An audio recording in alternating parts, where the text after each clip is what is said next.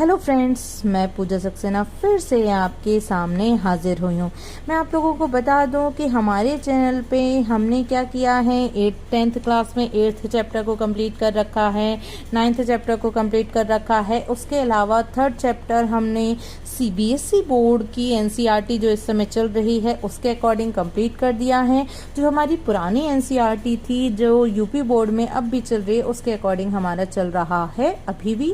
और साथ में हमने 4th चैप्टर आज से हम स्टार्ट कर रहे हैं और 4th चैप्टर का हम बेस आज बनाने की कोशिश कर रहे हैं ताकि आपको 4th चैप्टर में समझ में आए कि बेसिकली हमें करना क्या है। क्वाड्रेटिक इक्वेशन कहें या हिंदी में हम कहें फ्रेंड्स द्विघातीय समीकरण। द्विघातीय समीकरण समझने से पहले हमने 9th क्लास में आप लोगों को पढ़ाया था पॉलिनोमियल या कहूँ बहुपद। यदि कोई मैथमेटिकल टर्म इस एक्सप्रेशन में लिखा हो a0 plus a1x plus a2x square plus a3x cube plus dot dot dot up to an xn, तो वो एक्सप्रेशन कहलाता है बहुपद। इस बहुपद की क्या खासियत होती है जो हमने 9th स्टैंडर्ड में पढ़ी थी। हमने कहा था पहली बात इस पॉलिनोमियल में एक से ज़्यादा टर्म हो, दूसरी बात ये है कि जो भी इसके ऊपर पावर चढ़ रही हो वो क्या हो, पॉजिटिव इंटीजर हो इंक्लूडिंग 0। ठीक है, पॉजिटिव इंटीजर हो इंक्लूडिंग 0। अब क्योंकि पॉजिटिव इंटीजर के बारे में बात कर रहे हैं, धनात्मक पूर्णांक संख्या के बारे में बात कर रहे हैं, तो ऑब्वियस सी बात है ना तो इसमें डेसिमल नंबर्स आएंगे ना इसमें नेगेटिव नंबर्स आएंगे। तो अब देखिए यहाँ a0 के साथ x तो है नहीं, इट मीन्स x की पावर क्या है 0। यहाँ x टू द पावर 1, यहाँ x टू द पावर 2, यहाँ x टू द पावर 3, ये हमारा कहलाता है बहुपद।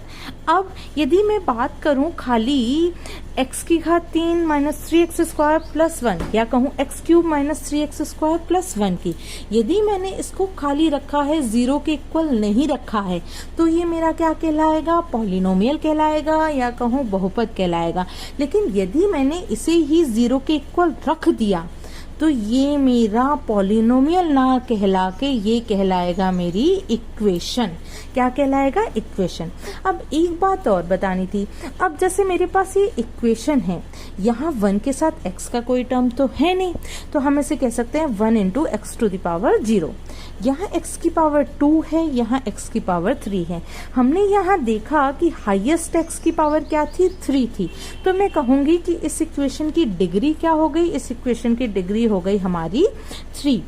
और इस पॉलिनोमियल की कोई डिग्री पूछे तो इस पॉलिनोमियल की डिग्री भी हो जाएगी हमारी 3। अब बात करते हैं, अगली इक्वेशन हमने लिखी हुई है 3x square minus 2x plus 1 is equal to 0। इसकी डिग्री क्या होगी, इसमें भी देखिए 1 के अकेला है, इट मीन्स इसके संग है x की पावर 0। यहाँ है x की पावर 1, यहाँ है x की पावर 2, तो इसकी डिग्री क्या हो जाएगी, इसकी डिग्री हो जाएगी हमारी 2। जिस इक्वेशन की डिग्री फ्रेंड्स 2 होती है वो क्वाड्रेटिक इक्वेशन कहलाती है। तो मैं कहूँगी कि ये वाली इक्वेशन जो हमने लिखी है वो क्या है, क्वाड्रेटिक इक्वेशन है। कैसी इक्वेशन है, क्वाड्रेटिक इक्वेशन है। जिस इक्वेशन की डिग्री 2 होती है वो क्वाड्रेटिक इक्वेशन कहलाती है। अब देखिए 3x square minus 2x plus 1, ये मेरी क्या है, क्वाड्रेटिक पॉलिनोमियल है। क्यों भाई, क्यों, क्योंकि इसको मैंने 0 के इक्वल नहीं रखा है। या 0 के इक्वल रखा तो ये हो गई मेरी क्वाड्रेटिक इक्वेशन और ये है मेरा क्वाड्रेटिक पॉलिनोमियल। ठीक है फ्रेंड्स। अच्छा, अब standard form of quadratic equation किसकी बात करूं, क्वाड्रेटिक इक्वेशन की इक्वेशन स्टैंडर्ड फॉर्म फ्रेंड्स ये होती है ax square plus bx plus c is equal to 0। किसी किसी बुक में a b c को स्मॉल से डिनोट करते हैं, किसी किसी में कैपिटल से डिनोट करते हैं। लेकिन यहाँ ये याद रखिएगा, ना तो स्मॉल a 0 होता है ना ही कैपिटल A 0 होता है।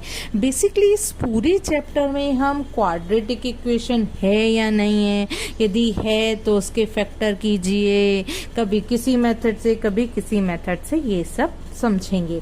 उम्मीद करती हूँ आपको समझ में आ गई होगी क्वाड्रेटिक इक्वेशन। यदि फ्रेंड्स मेरी वीडियोस का एक्सप्लेनेशन समझ में आता है तो प्लीज़ मेरी वीडियोस को लाइक कर दिया करिए, ताकि मुझे भी मोटिवेशन मिल सके कि मुझे इस तरीके की वीडियोस आप लोगों के लिए बनानी है। चलिए फिर मिलेंगे फ्रेंड्स।